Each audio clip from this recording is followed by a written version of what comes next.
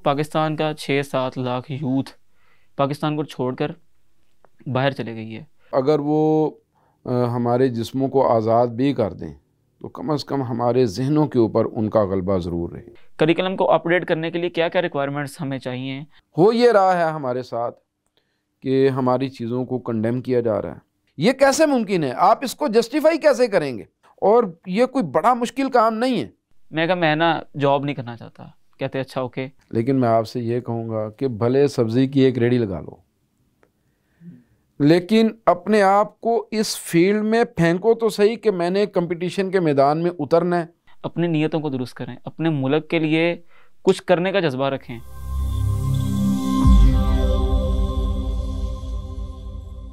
Welcome in an other Ramzan podcast. और again आज मेरे साथ मौजूद हैं डॉक्टर मुजम्मिल इकबाल हाशमी साहब। अस्सलाम वालेकुम। वालेकुम अस्सलाम। कैसे हैं आप? खैरियत से? अल्हम्दुलिल्लाह, अल्लाह का एहसान है। वेदर एंजॉय कर रहे हैं आजकल आप?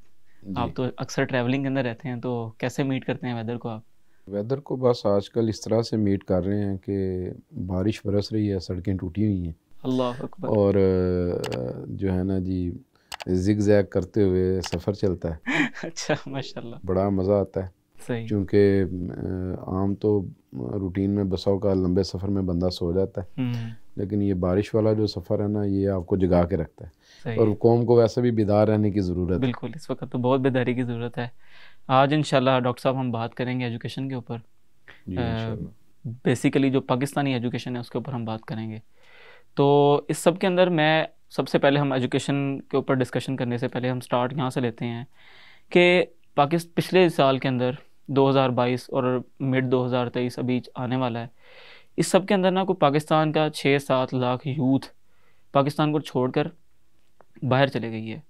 आया वो एजुकेशन के लिए गई हो, मोस्टली तो एजुकेशन के लिए गए हैं, पढ़ने के लिए, और उनका सेकंड प्रायोरिटी एजुकेशन होती है और फर्स्ट प्रायोरिटी होती है उनकी कि हमने वहाँ जाके पैसा कमाना है। क्योंकि पाकिस्तान के अंदर उनके गोल मीट नहीं हो रहे, जो यहाँ का एजुकेशन सिस्टम है वो नहीं इतना काबिल है कि उनको यहाँ पर कोई अपॉर्चुनिटी ऐसी क्रिएट करके दे। तो सबसे पहले मैं आपका पॉइंट ऑफ व्यू लेना चाहूँगा इसके ऊपर कि व्हाट अबाउट ऑन दो स्टूडेंट्स जो पाकिस्तान को छोड़कर, पाकिस्तान का करिकुलम शायद इस काबिल नहीं है या वो इस समझते नहीं है इस चीज़ को काबिल, वो यहाँ से छोड़कर बाहर जाके स्टडीज़ करते हैं और वहाँ जाके अपने गोल पूरे करते हैं। आपका पॉइंट ऑफ व्यू क्या है इस चीज़ के ऊपर? बिस्मिल्लाहिर्रहमानिर्रहीम। बेग साहब, इस पे मैं जो बात करना चाहता हूँ थोड़ा सा माजी में जाके जी। देखें, जो एजुकेशन सिस्टम इस वक्त जिसे हम लेके चल रहे हैं, ये एजुकेशन सिस्टम हमारा है ही नहीं है। ये उस वक़्त हमारे लिए तश्कील दिया गया था जब हमारे ऊपर एक गैर कौम मुसल्लत थी, और उसकी ये कोशिश थी कि किसी न किसी तरीके से वो हमें अपना ग़ुलाम रखे, और अगर वो हमारे जिस्मों को आज़ाद भी कर दें तो कम से कम हमारे जहनों के ऊपर उनका गलबा ज़रूर रहे। तो ये सुपरमेसी की एक जंग थी जो हमारे दुश्मन ने हमारे ख़िलाफ़ लड़ी थी, और इस जंग के अंदर उनका एक बहुत बड़ा जो हथियार था वो ये तालीम ही थी, जिसके ज़रिए वो ये समझते थे कि हम इनके जहनों को बदल सकते हैं, इनके माइंडसेट को चेंज कर सकते हैं। तो मारूफ तो इस सारे अमल के अंदर एक बंदा रहा, लॉर्ड मैकाले, के उसने ये सारा कुछ किया। तो मैं ये समझता हूँ कि ये एक लॉर्ड मैकाले नहीं था, बल्कि ये पूरा एक सिस्टम था जो हमारे ऊपर मुसल्लत किया जा रहा था। ये एक बंदे की अप्रोच नहीं थी, बल्कि ये एक कौम की दूसरी कौम के लिए एक अप्रोच थी जो सेट की जा रही थी।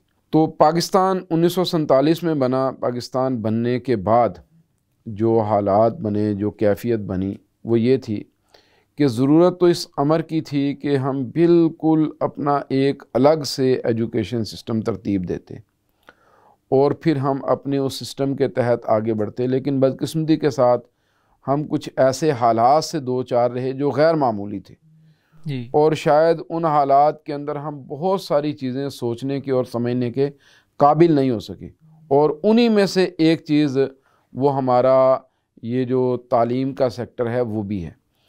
अब दुनिया चूँकि जो वेस्टर्न कंट्रीज़ थे वो तो दुनिया की रूलिंग जो है ना वो अक़वाम थी, ठीक है जी। तो चूँकि वो मुक़्तदर कुव्वतें थीं या वो मुक़्तदर लोग थे, तो उन्होंने तो अपना माइंडसेट उसके मुताबिक तरतीब दे लिया जी। हम चूंकि ग़ुलाम थे तो वही सोच हमारे अंदर हमारी अगली नस्लों में भी कन्वर्ट होती चली गई। अब बदलते हालात के साथ वक्त ने ये बात साबित कर दी है कि एक तो वो एजुकेशनल सिस्टम हमारा था ही नहीं, और दूसरा ये एजुकेशनल सिस्टम इस वक्त आउटडेटेड भी है जी। तो मैं ये समझता हूँ कि हमें अपने पूरे सिस्टम को रीन्यू करना है, बिल्कुल एक नए अंदाज में हमें अपने एजुकेशनल सिस्टम को सामने लेके आना है।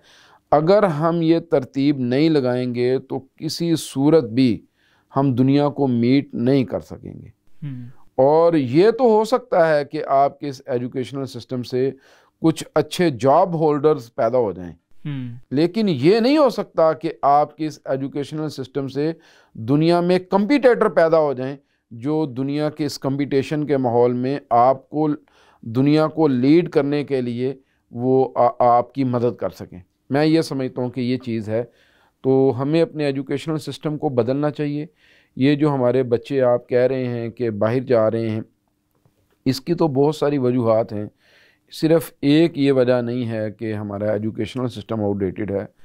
एक वजह ये भी है कि वो अपने आप को अनसिक्योर फील करते हैं, अदम तहफ़्फ़ुज़ का शिकार हो जाते हैं। फिर हमारे यहाँ पे मायूसियाँ बहुत ज़्यादा फैलाई जाती हैं और हमारे नौजवानों को वो कम्पीट करने के लिए तैयार करने की बजाय उन्हें ये कहा जाता है कि भाई आपके लिए तो इस मुल्क में कोई जगह नहीं है, आप इस मुल्क को छोड़ के जाएंगे तो आप बचेंगे, वरना आप नहीं बचेंगे। तो मैं ये समझता हूँ कि ये जो ज़हनी ग़ुलामी हमारे ऊपर मुसल्लत है, ये हमारी नस्लों को मुतासिर कर रही है। तो अगर हमने इस अमल को रोकना है तो हमारी सोसाइटी के वो लोग जिन्हें अल्लाह रब्बुल इज़्ज़त ने सोच दे रखी है, समझ दे रखी है, शऊर दे रखा है, उन्हें ये बात चाहिए कि वो अपने नौजवानों को ये बात बावर करवाएं कि भाई आपको अपनी सोसाइटी में रह के फ़ाइट करनी है और आपको अपनी सोसाइटी में रह के फ़ाइट करके आपको अपने आप को साबित करना है। तो फ़रार तो कोई रास्ता नहीं है। इस वक्त कौम को फ़रार का या तो रास्ता दिया जा रहा है या मायूसी का रास्ता दिया जा रहा है। तो मैं ये समझता हूँ कि फ़रार और मायूसी दोनों ही गुनाह हैं और ये दोनों ही कौम के साथ ख़यानत भी हैं और हमारा अपनी नस्लों के ऊपर जुल्म भी है। तो हमें अपने लोगों को मुकाबले के लिए तैयार करना चाहिए। हाँ, उस मुकाबले के अंदर रहते हुए फिर आप दुनिया में किसी जगह पे जाना चाहते हैं तो ये कोई बुरी बात नहीं है, फिर आपके लिए रास्ते खुले होने चाहिए और आपको दुनिया में जाना चाहिए। सही है। देखें, अगर हम थोड़ा सा माजी के अंदर जाएं ना, तो इस्लाम जो था ना वो रूलर था, वो लोगों को लीड किया करता था और जितना भी निसाब था, जितना भी करिकुलम था, जितनी भी बुक रीडिंग थी और जो भी बुक्स लिखी जाती थी, वो आजकल जो मॉडर्न साइंसेस हैं, इस्लाम के जो स्कॉलर्स थे उनकी लिखी गई थी। आप मैथमेटिक्स देख लें, आप केमिस्ट्री देख लें, आप इवन दो कि आजकल एस्ट्रोनॉमी के ऊपर बहुत डिस्कशन हो रही है और मॉडर्न यूथ इस चीज़ को लेकर बहुत सीरियस होती है और ये टॉक ऑफ द डिस्कशन होती है उनकी कि वो एस्ट्रोनॉमी के ऊपर, ये प्लैनेट्स के ऊपर डिस्कशन करना बहुत पसंद करते हैं।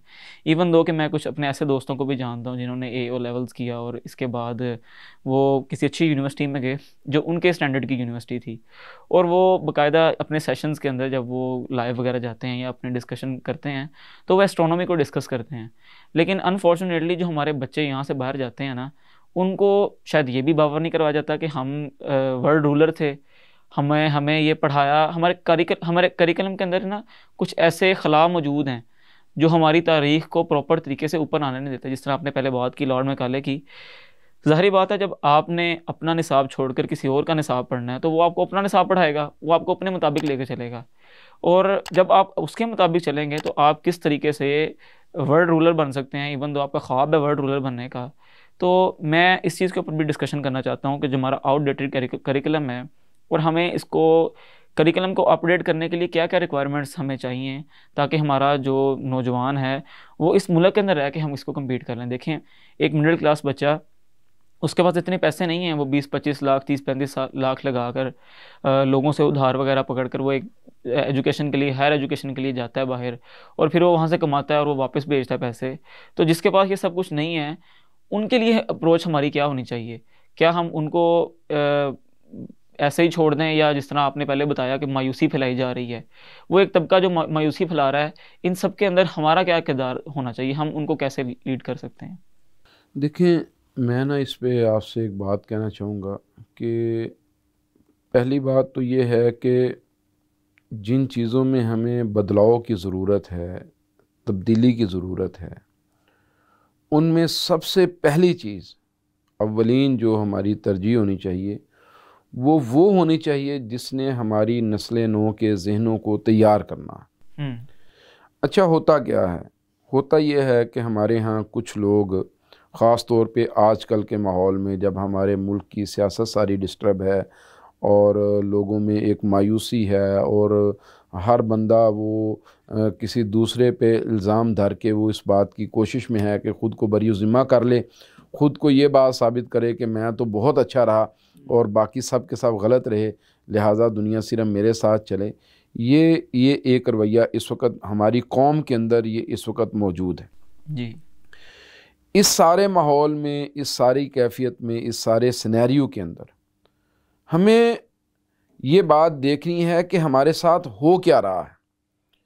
हो ये रहा है हमारे साथ कि हमारी चीज़ों को कंडेम किया जा रहा है, हमारी अच्छी बातों को भी वो आप कह लें कि उन्हें डिग्रेड किया जा रहा है, और ऐसा माहौल क्रिएट किया जा रहा है कि भाई हम तो किसी काबिल हैं ही नहीं, और हमारा सारे का सारा 76 साला जो माजी है ये गलत है। ऐसा नहीं है।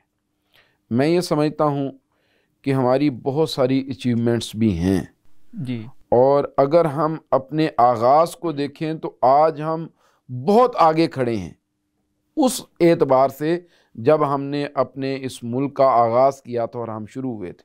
बाकी जो बदलाव की ज़रूरत है, जो मैंने पहले बात की, वो हमारे एजुकेशनल सिस्टम में एक बिल्कुल इब्तदाई तौर पे हमें कुछ चीज़ों को फौरी तौर पर बदलना चाहिए, और उनमें यह है कि हमें अपने नौजवानों को अपनी तारीख़ पढ़ानी चाहिए, और जो हमारे लोगों ने माजी के अंदर बड़े कारनामे सर अंजाम दिए, जिस तरीके से दुनिया को लीड किया, जिस तरीके से वो दुनिया के अंदर अपना किरदार अदा करते रहे, हमें वो भी उनको बताना चाहिए।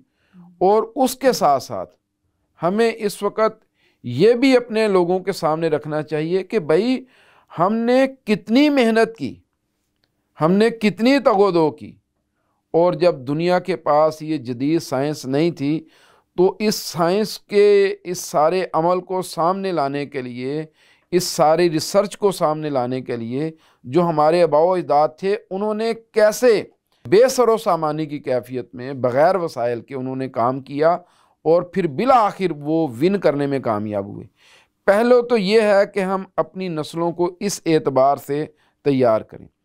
दूसरा ये है कि हमें अपनी एजुकेशन के अंदर इस बात को भी जहन में रखना चाहिए कि भाई हम बाकायदा एक नज़रिए के, एक सोच के हामिल लोग हैं, और हमारा अकीदा हर चीज़ से मुकद्दम है, और हम सब कुछ छोड़ सकते हैं, अपना अकीदा नहीं छोड़ सकते। हम भूख बर्दाश्त कर सकते हैं लेकिन हम अपने अकीदे से रूगर्दानी नहीं कर सकते।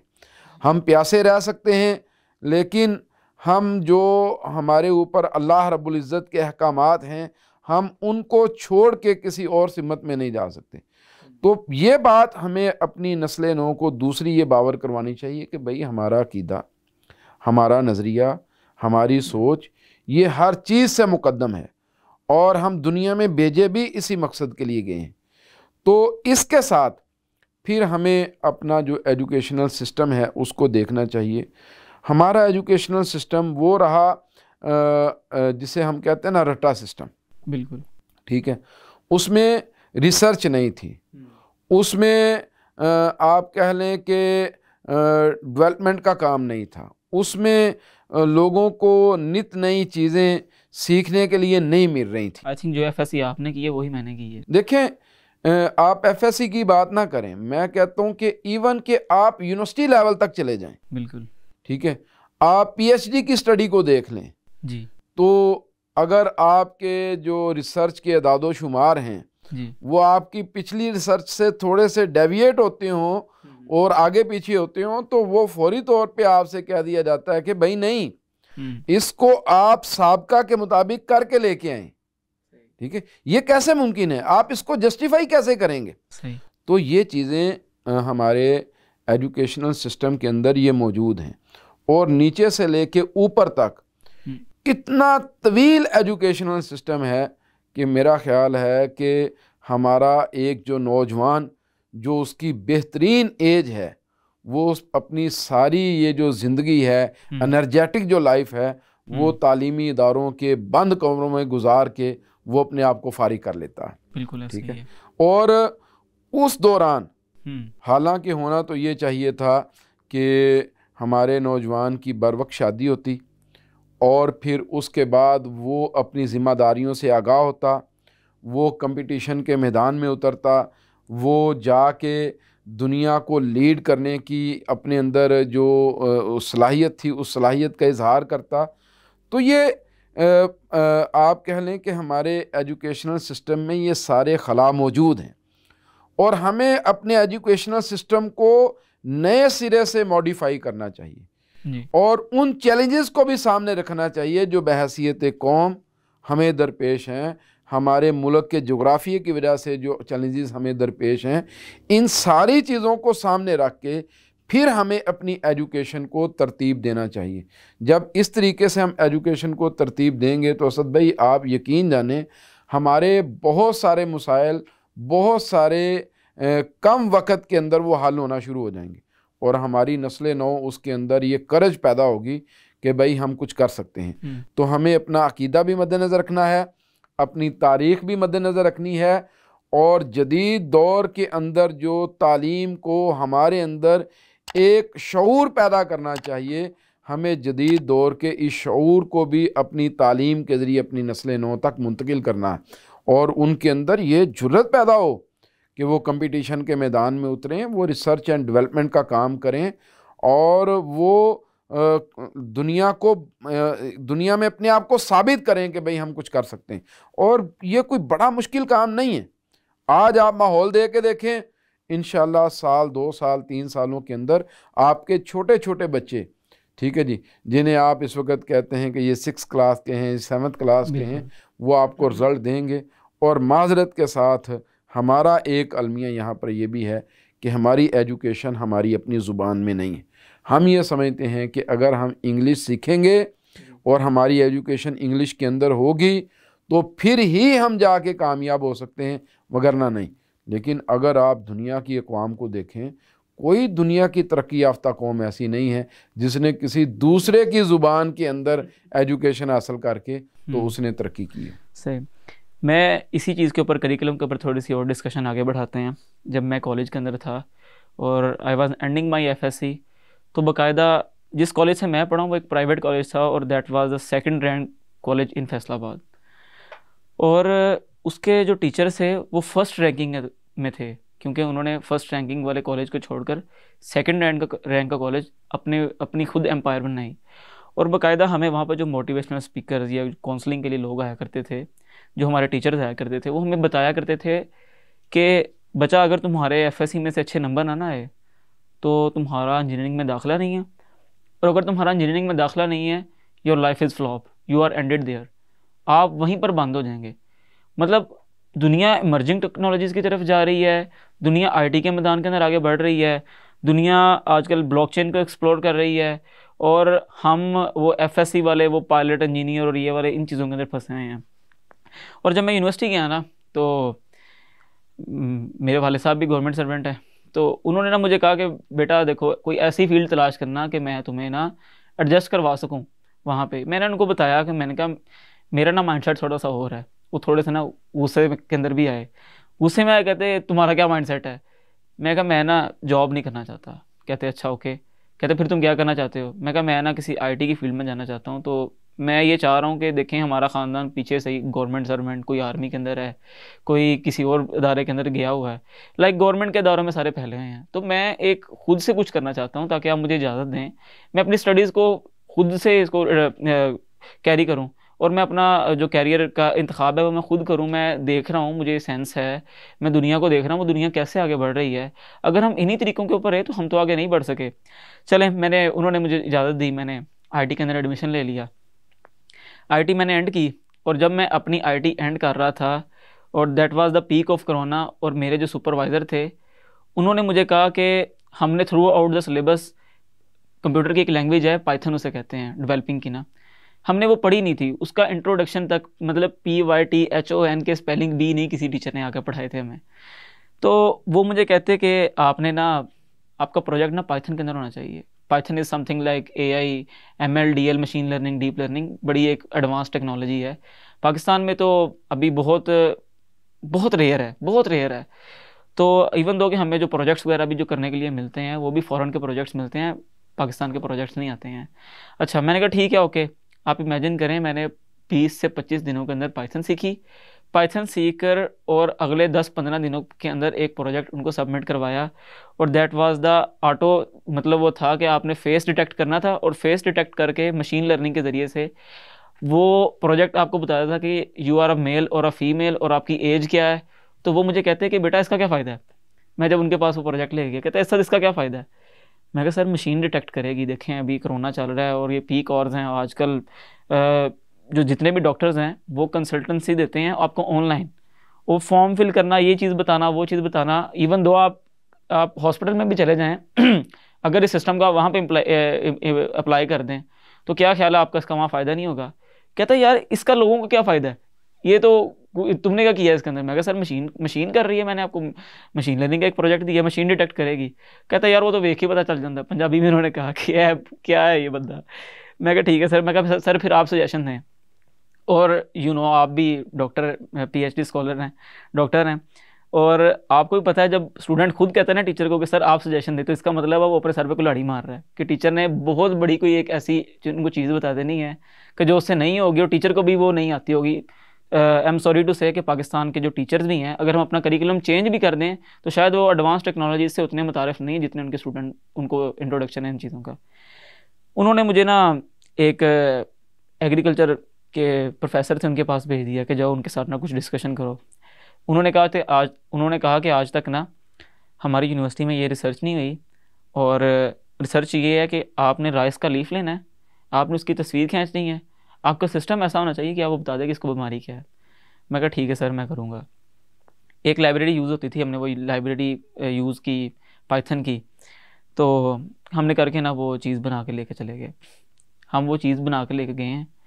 डॉक्टर साहब आप इमेजिन करें उस प्रोजेक्ट की जो रेशो थी ना वो 96% थी, एक्यूरेसी जो उसकी थी। मतलब आपने राइस के लीफ की तस्वीर लेनी है, तस्वीर लेके आप हमारे उसके अंदर सिस्टम के अंदर इंस्टॉल करेंगे, और वो आपको बता देगा कि इस राइस के लीफ को, मतलब इस पत्ते को क्या बीमारी है। आप इमेजिन करें किसान को कितनी बड़ी सहूलत मिल जाएगी कि किसान, अब एंड्रॉयड मोबाइल का दौर है, टेक्नोलॉजी सबके पास है, वो तस्वीर खींचेगा, उसको पता चल जाएगा यार ये मेरी फसल को ये बीमारी है, उसके मुताबिक उसकी रेमेडी करेगा। आज तक वो मैंने ये बना के चला गया, और आप इमेजिन करें मेरे टीचर को पाइथन का कोड नहीं था रन करना आता। आई एम सॉरी टू से अगर सर आप मेरी बात भी सुन रहे हैं, लेकिन मैं ये बात करना चाह रहा हूँ कि अगर हम आज एजुकेशन के ऊपर बात कर रहे हैं ना, जो एक्सपीरियंस मैंने अपनी लाइफ के अंदर की है, उस टीचर को पाइथन का कोड भी रन करना नहीं था आता है। तो मैं इस डिस्कशन को थोड़ा सा आगे बढ़ाता हूँ। मेरा क्वेश्चन ये है कि देखिए दुनिया के अंदर जदीद डिस्कशन चल रही हैं, टेक्नोलॉजी के ऊपर डिस्कशन हो रही है।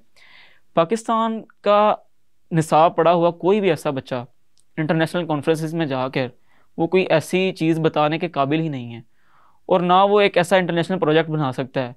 लाइक आप ई-कॉमर्स की मिसाल ले लें, अमेज़ॉन किसकी ईजाद है, अमेरिकन एक IT का एक्सपर्ट है, उसकी ईजाद है। आप नासा देख लें, उसको एलन मस्क डील कर रहा है, सब कुछ वो देखता है इन चीज़ों को, एस्ट्रोनॉमी को वो देख रहा है। क्या पाकिस्तान के बच्चे इतने वो एज अ स्ट्रॉ हो चुके हैं कि उनको पता ही नहीं कि मैंने करना क्या है, या हमारा करिकुलम उनको सपोर्ट ही नहीं करने के काबिल है, या जो टीचर हमें पढ़ा रहे हैं वो अगले करिकुलम के लिए, अगले जो हम एडवांसमेंट करिकुलम में एडवांसमेंट लेकर आएंगे उसके लिए तैयार नहीं है। देखें, मैं ना इसमें आपकी सारी जो गुफ्तगू है इसको मैं बड़ा शॉर्टली इस तरीके से बयान करूँगा कि असल चीज़ है माइंडसेट जी। आपकी सोच, आपकी अप्रोच क्या है, आप करना क्या चाहते हैं। हमारी अप्रोच, हमारी सोच, हमारा माइंडसेट ये है कि भाई हमने किसी की मान के चलना है, हमने किसी के पीछे चलना है, और हम इस काबिल नहीं हैं कि हम किसी के कंपटीशन के अंदर उतर सकें।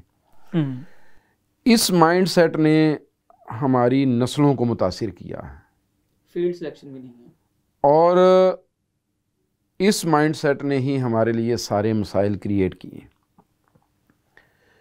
मैं ये बात समझता हूँ कि हमारे एजुकेशनल सिस्टम तब्दील होना चाहिए, लेकिन इस एजुकेशनल सिस्टम के होते हुए भी अगर आप अपने एक नौजवान को जो आपके क्लासरूम में बैठा हुआ है, किसी भी अदारे के अंदर, स्कूल में है, वो कॉलेज में है, या वो यूनिवर्सिटी में है, किसी भी जगह पर, अगर आप उसे ये करज दे दें कि यार आप कर सकते हो, आपके अंदर ये सलाहियत मौजूद है, आप compete करोगे और आप छा जाओगे और आप दूसरों से आगे गुजर जाओगे, सिर्फ इतनी सोच आप दे दें, सिर्फ इतनी सोच, आप यकीन जाने कि सिर्फ इतनी सोच देने से आपको सैकड़ों नहीं, हज़ारों नहीं, लाखों ऐसे नौजवान मिलेंगे जो दुनिया की मुख्तलिफ फील्ड्स को एक्सप्लोर करते हुए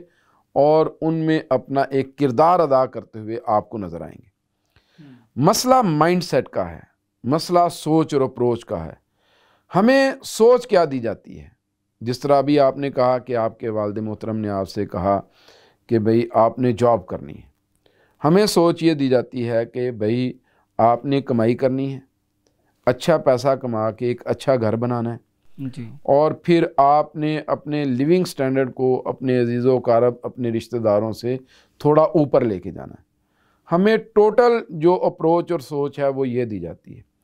थोड़ा ऊपर चले जाएं तो हमें ये सोच दी जाती है कि यार आपने किसी को गिराना है तो आपने ऊपर जाना है। मैं तो अक्सर ये बात कहा करता हूँ कि हमारे जो ख्वाब हैं या हमारा जो उरूज है, हमारे उरूज की अमारत हमारे भाई की इज्जत के मकबरा के ऊपर तामीर होती है। और ये भी हमें माइंडसेट दे दिया जाता है कि भाई अब आपने आगे गुजरना है तो आपने किसी को गिराना है, लेग पुलिंग, लेग पुलिंग। तो ये एक सोच है, ये एक अप्रोच है कि जब तक आप किसी दूसरे को गिराएंगे नहीं, आप आगे नहीं जा सकते।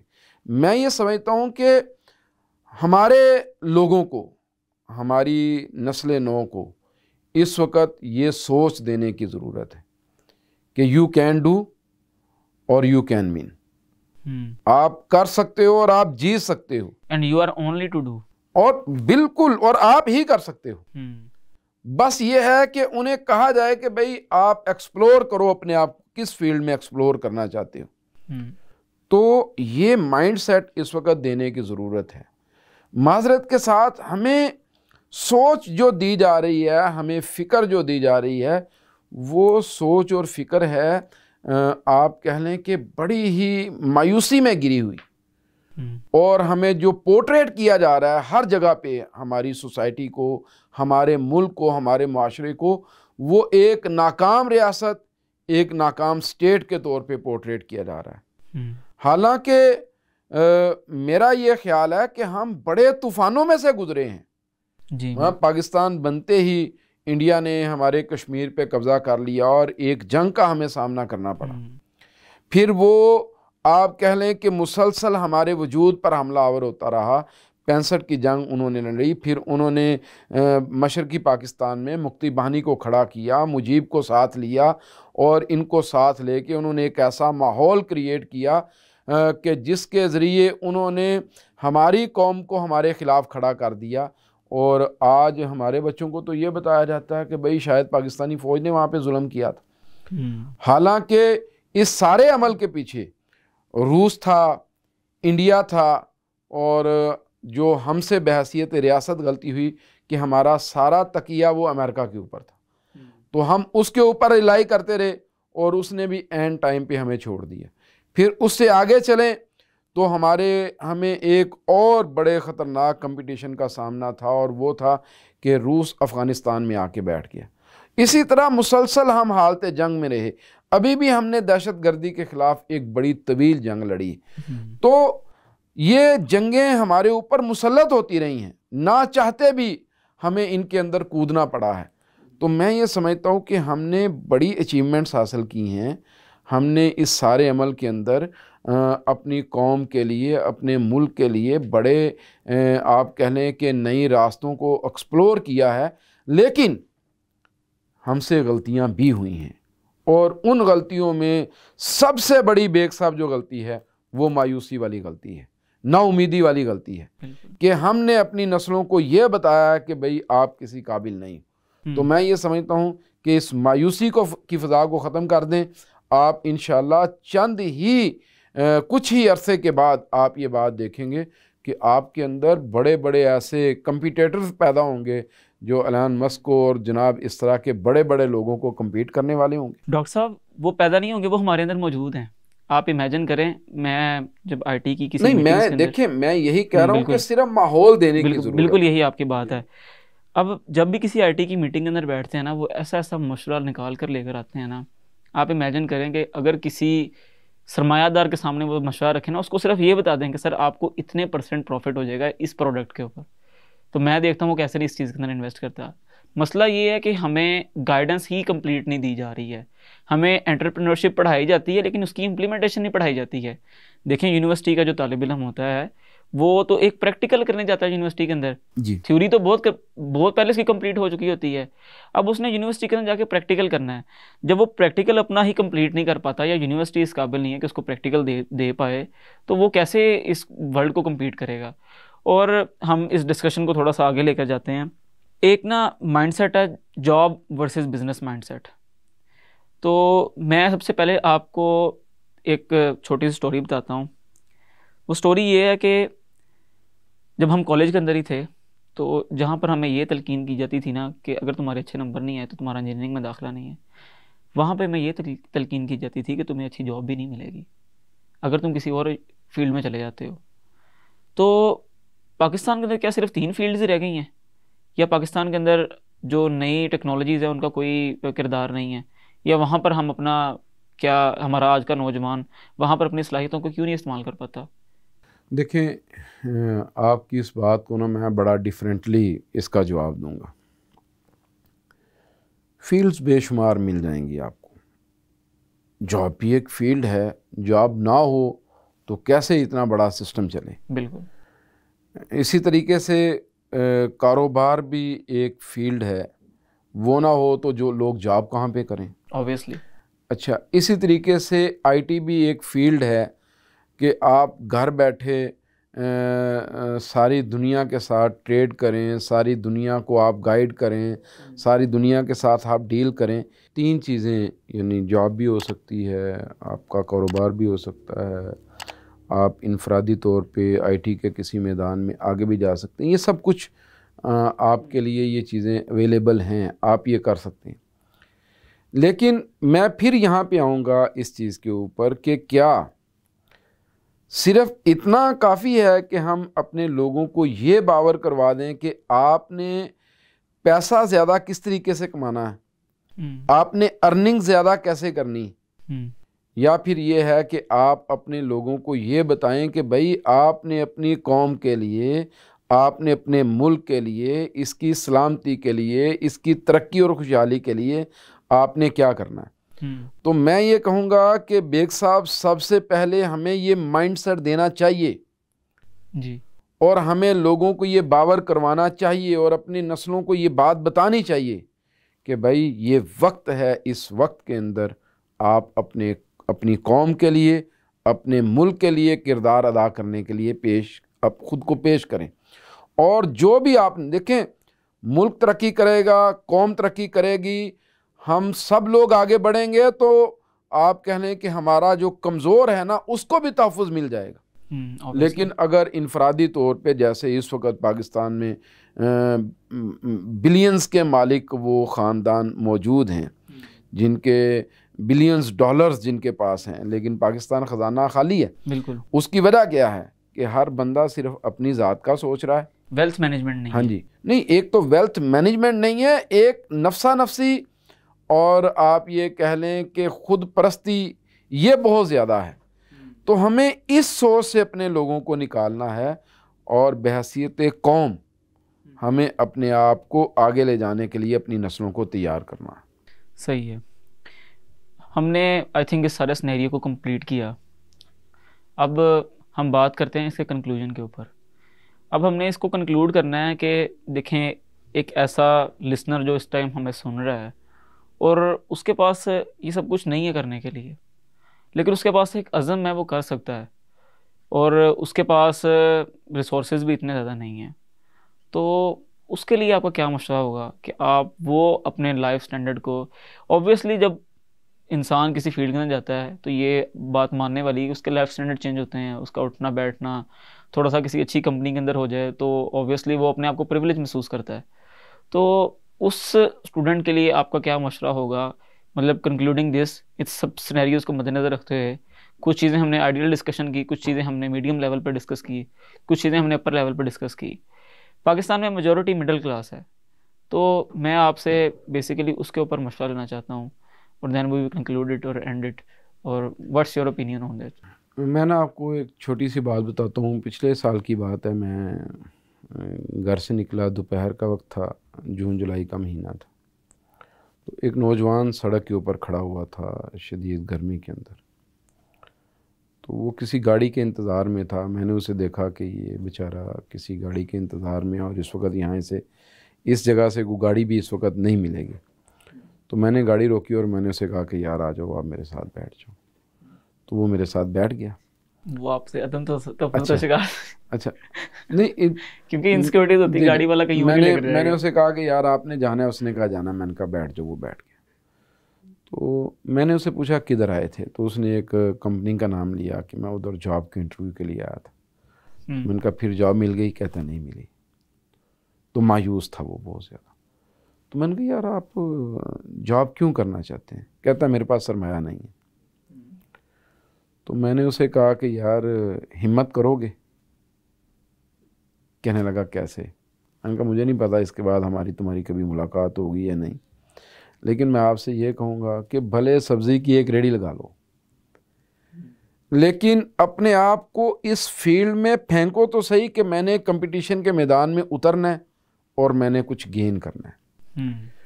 तो भाईजान मैं सिर्फ ये कहना चाहता हूँ कंक्लूड करते हुए कि तालीम को सीखने के लिए, अपनी सलाहियतों को बिल्डअप करने के लिए, अपनी शख्सियत को निखारने के लिए, अपने किरदार को बेहतर करने के लिए तालीम को इस मकसद के लिए रख लें। बिल्कुल। और फिर इसके बाद आप आगे बढ़ें और इस अज़म और इरादे से किसी भी मैदान के अंदर उतरें कि मैं इस मैदान में विन करूँगा और इंशाल्लाह लाजमी करूँगा। बस इस अज़म के साथ और अल्लाह पर यकीन रखते हुए आप उतर जाएं। मायूसी नहीं मिलेगी, कामयाबी मिलेगी, क्योंकि अल्लाह तो बंदे के गुमान के मुताबिक है। बिल्कुल ऐसे ही है। बहुत अच्छा कंक्लूड किया। I think that is the crux of our talk. और मैं एंड में ये मैसेज देना चाहूँगा, देखें अदारे आपकी ना तालीमों, आपकी तरबियत के लिए बनाए जाते हैं, आपको तालीम देते हैं तरबियत के लिए। दुनिया आजकल ना डिग्रीज से निकल के ना शॉर्ट कोर्सेज़ की तरफ आ गई है। जहाँ पे आपने मिसाल दी ना उस लड़के को कि एक रेडी लगा ले, मैं आजकल की डिजिटल यूथ को ये पैगाम दूंगा, आप एक कोर्स सीख लें। आपको अपनी ज़िंदगी के अंदर मज़ा ना आना है ज़िंदगी गुजारने का। और हाँ, कोर्स सीखें, साथ में वेल्थ मैनेजमेंट का कोर्स ज़रूर सीखें। और कोर्स सीखने से पहले आपकी जो नीयत मैटर करेगी ना, जिस तरह डॉक्टर साहब ने बताया कि नीयत मैटर करती है, अल्लाह ताला आपके बंदे के गुमान के मुताबिक होता है। अपनी नीयतों को दुरुस्त करें, अपने मुल्क के लिए कुछ करने का जज्बा रखें। जितनी हमने डिस्कशन की, हम ये 1947 से लेकर और आज तक हम हालत जंग में हैं। आई थिंक ये मायूसी वाली बात नहीं है, ये तो हमें तो वो होना चाहिए, अपने आप के ऊपर फ़ख्र महसूस करना चाहिए, यार हम इतना सर्वाइव करके आ गए हैं। और मैं बिल्कुल आपसे कहूँगा कि मैंने उसको जो आखिरी बात की ना कि आप भैया एक रेडी लगा लो, ये मैंने बिल्कुल उसको एक निचले लेवल की जाके बात की। वरना तो जिस तरह आपने कहा इस वक्त बड़े मैदान हैं, 10 दिन का, 15 दिन का, 1 हफ्ते का, 1 महीने का एक कोर्स आप करें, उसको लेके चल पड़ें। अब तो ऐप्स ऐसी आ गई हैं कि कमाई मैटर नहीं करती। मैं ये कहूँगा कि भाई पैसे कमाना मैटर नहीं करता, असल आपके अंदर का जो जज्बा है, आपके अंदर की जो विलिंग है, वो आपने देखनी है कि वो आपको किस्मत में लेके जाए। इस सुस्ती की हालत से निकलें और इंशाल्लाह बहुत कुछ करने के काबिल होंगे। जज़ाकल्लाह खैर डॉक्टर साहब, बहुत शुक्रिया आपके टाइम का, और मज़ा आया आज आपके साथ सेशन करने का। उम्मीद करूँगा इंशाल्लाह आप ऐसे ही मिलते रहेंगे हमारे साथ, और हम अपनी यूथ को इंशाल्लाह एक ऐसे लेवल पे लेकर जाएंगे कि वो अपने आप को प्रिविलेज महसूस करें, इस मुल्क के अंदर रहना अपने आप को अंदर फ़ख्र का बायस बनाएं। जी इंशाल्लाह। जज़ाकल्लाह खैर। अस्सलामु अलैकुम वरहमतुल्लाहि वबरकातुहू।